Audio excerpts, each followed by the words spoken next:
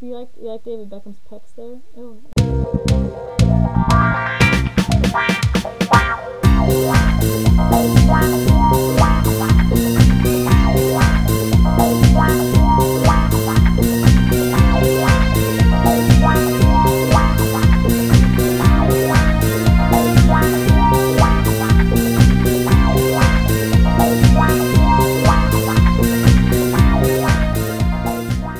I had just turned 21 like a week or two before this happened, and we went out to the bars, and we went to this nightclub, and inside you could go to the bar that was next door. It was a sports bar, and so a bunch of us were out, and I called my friend Jared, and we went over to the sports bar, and we were bouncing back and forth between the two bars because there were drink specials at the nightclub that weren't at the sports bar. But the Red Sox were on the sports bar, but not the nightclub.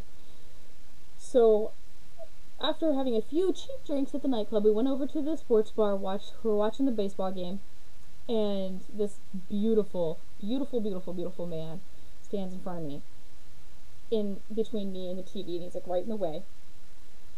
And I was like, dude, you need to move. And this guy was stunning. He was tall, built, tan skin, dark eyes, dark hair. He was just gorgeous. And he's trying to flirt with me, and I'm like, dude, you need to just move out of the way because you're in front of the TV, and I'm trying to watch the game. And he's like, well, I don't understand you New Englanders and your obsession with the Red Sox. And I was like, well, we're not going to have anything in common, so you might as well just move out of the way. JP Mets, just move. And he's like, oh, did you know in Iraq, when you raise your right hand like that, it means blah, blah, blah. I don't even know. I didn't let him finish. Because then I decided to tell him, you're not going to impress me with some bullshit war story. You know, I'm in the army. Granted, I've never been to Iraq, but I don't fall for these war stories like other girls do. So don't even bother. Don't try with me. And he's like, oh, that's cool. You're in the army. I'm a squid. My ship's in port. You know, that's why we're in town tonight. I was like, okay, whatever. I don't care. Navy guys aren't my thing. So he's like, what do you do in the army? My friend Jared's a douchebag, and he is laughing hysterically already at this story. And he's watching me be awkward with this guy, trying to tell this guy off, because when I drink, I tend to become cocky like that. And he's like, oh, what do you do in the Navy? Or what do you do in the Army? And I'm like, I'm not going to tell you. You're going to make fun of me. Why am I going to tell you if you're just going to laugh at me? And he's like, no, you're going to laugh at me when I tell you what I do in the Navy Academy. So just tell me what you do. So I was like, fine. I'm in the Army National Guard, and I play in the band. I play bass guitar in the band. And he's like, she's like, no way, that's awesome. Military bands are great. I love you guys. And I was like, well, thanks. And my friend Jared's kind of snickering at me, making fun of me. And then I was like, so what do you do in the Navy? And he's like, well, I go to Annapolis, which is the Navy Academy. I was like, yeah. And he's like, and I'm a cheerleader there. I had a dude cheerleader hitting on me. Beautiful, but a dude cheerleader. So Jared is like peeing himself laughing, and the guy's like, my name's Tony, like the Soprano. I was like, Tony like the tiger? And he's like, no, like the Soprano. Same name, dude. Doesn't matter who it is. Tony the Tiger is cool. So I was like, alright. And then he's like, come dance with me. And I'm like, no, dude, I don't dance. And he's like, no, come dance with me. And he like basically like picks me up and takes me to the dance floor. And my friend Jared's like, Jess, you need to get this guy to do a cheer routine by the end of the night. That is your mission. And I was like, oh, okay, this will be fun. I'll figure it out.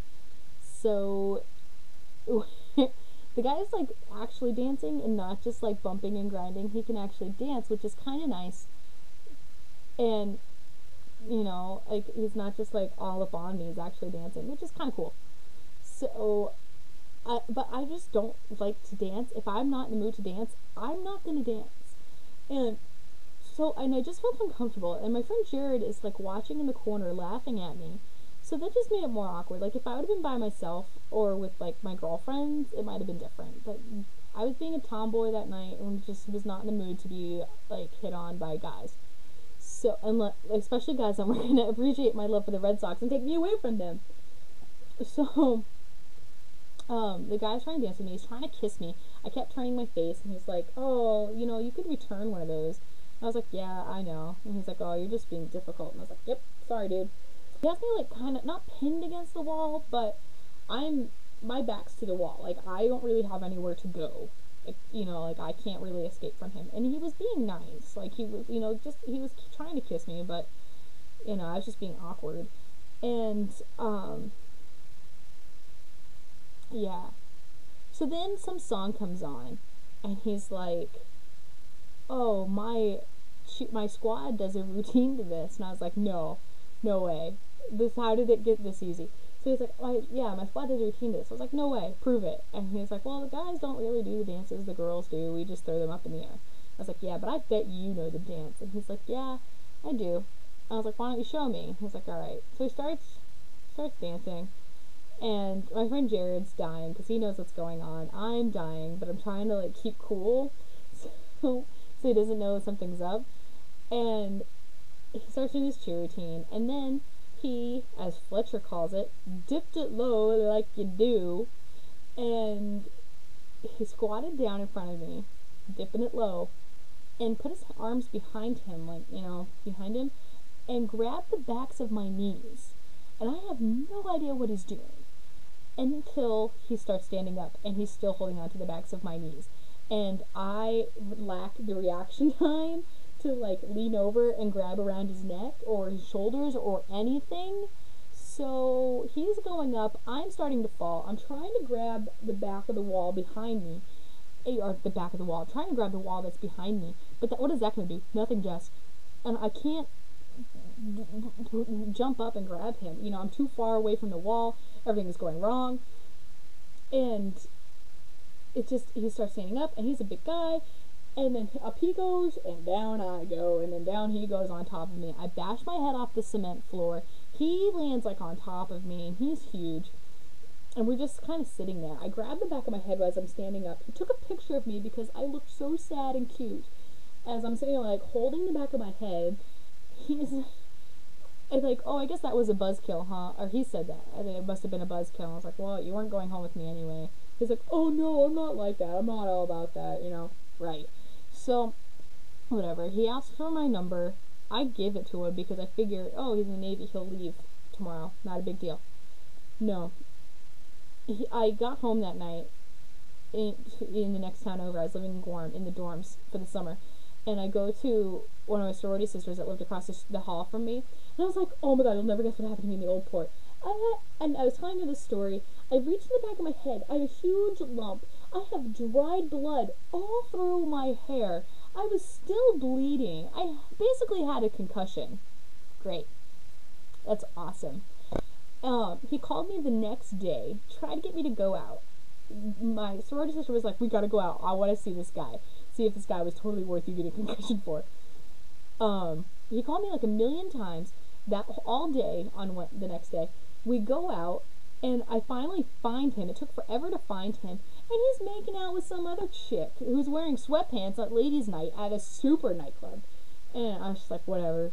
And he's just like, I was just so mad that he just kind of ignored me and like got me all the way out there. And not that I wanted anything, but I was just kind of like, really, who does that? So then whatever, I kind of forget about him. A week and a half later, he calls me and he's like, hey, what's up? And I was like, oh my god.